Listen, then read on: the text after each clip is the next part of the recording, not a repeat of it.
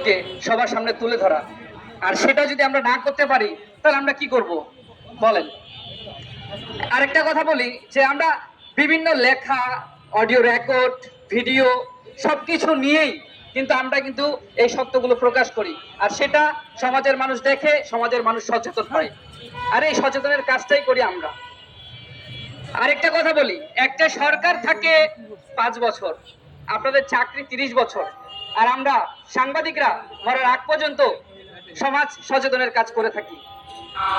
এই জিনিসটা সবসময় মাথায় রাখবেন। আর ভাই, আপনাদেরকে বলে রাখি, আপনারা যখন সরকার পরিবর্তনের পরে রাজনৈতিক ইস্যুতে যখন আপনাদের চাকরি চলে যায়, আপনাদের পেনশন বন্ধ হয়ে যায়, তখন কিন্তু আপনাদেরও আমাদের মতো সাংবাদিকদের প্রয়োজন হয়।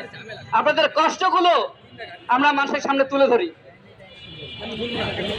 আর আমি বিশেষ করে জানাতে চাই প্রধান উপদেষ্টা এবং পুলিশের ঊর্ধ্বতন কর্মকর্তাদের বলবো যে যে আক্রোশ নিয়ে সাংবাদিকদের উপরে হামলা করা হয়েছিল গত শুক্রবারে, সেটি দেশের মানুষ দেখেছে। কেন এই আক্রোশ, সেটার সুষ্ঠু তদন্ত চাই এবং এটার বিচার চাই। ধন্যবাদ সকলকে।